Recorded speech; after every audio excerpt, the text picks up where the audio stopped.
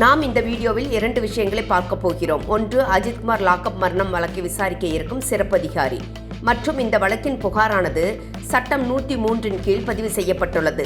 அந்த சட்டம் என்ன கூறுகிறது என்று பார்க்கலாம். திருப்புவனம் அஜித்குமார் லாக்அப் கொலை வழக்கில் சிபிஐ விசாரணையை துவக்கியுள்ளது. இந்த வழக்கின் புலனாய்வு சிறப்பு அதிகாரியாக டிஎஸ்பி மோகித்குமார் நியமிக்கப்பட்டுள்ளார். இவர் மிகவும் ஸ்ட்ரிக்டானவர் என்று கூறப்படுகிறது.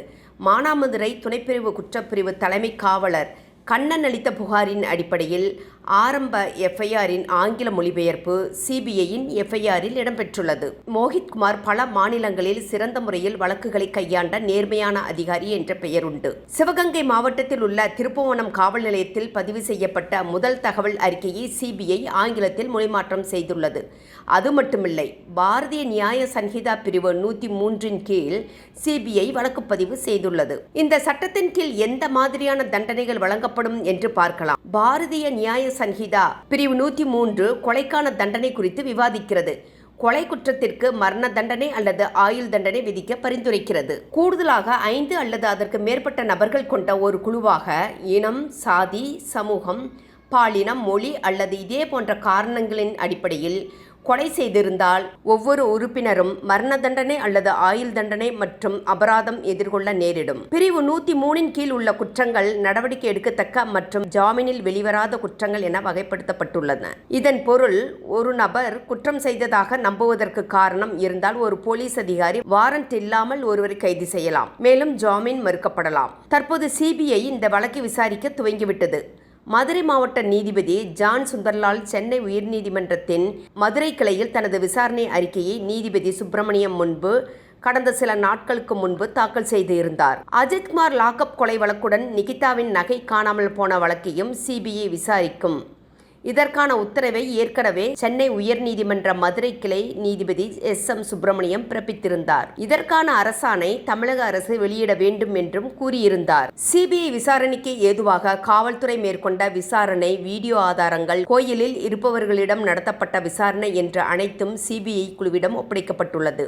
சிசிடிவி விசாரணையை சிபிஐ மேற்கொள்ளும். சிபிஐ சிறப்பு நீதிமன்றத்தில் வழக்கு விசாரணை நடைபெறும். அஜித்குமாரை சாகும் வரை அடித்து விசாரணை மேற்கொள்ளுமாறு கூறியது யார் போன்ற கேள்விகள் எழுப்பப்படும். காவல் நிலையத்தில் வைத்து விசாரணை செய்ய வேண்டும், ஏன் காவல் நிலையத்துக்கு வெளியே விசாரணை செய்யப்பட்டது என்ற கேள்வியும் எழும். தனிப்படை போலீசார் விசாரித்தது ஏன், அவர்களை விசாரிக்க அனுமதித்தது யார் போன்ற கேள்வியும் எழும்.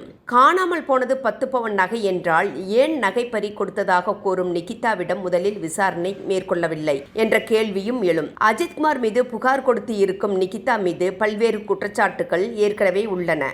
அது குறித்து புதிதாக யாரும் புகார் கொடுத்து இருக்கிறார்களா என்பது குறித்து விசாரிக்கப்படும். வேலை வாங்கி தருவதாக மோசடி செய்ததாக 2011ஆம் ஆண்டு நிகிதா மீது எஃப்ஐஆர் பதிவு செய்யப்பட்டு இருக்கிறது. அதன் அடிப்படையில் விசாரணை நடக்கலாம். சிபிஐ குழு தெற்கு மண்டல IG Prem Anand, Sivaganga SP G Sandeesh, Madurai collector KJ Praveenkumar மற்றும் சிவகங்கை கலெக்டர் K பொற்குடி ஆகியோரை சந்தித்தது. அதைத் தொடர்ந்து அதிகாரிகள் மாடபுரம் கோவிலில் உள்ள மாட்டுத்தொழுவம், தவளைக்குளம் கண்மாய் மற்றும் அரசு மாணவர்கள் விடுதி அருகே உள்ள இடத்தை ஆய்வு செய்தனர். மானாமதுரை குற்றப்பிரிவு போலீசாரால் தாக்கப்பட்டு உயிரிழந்ததாக கூறப்படுகிறது.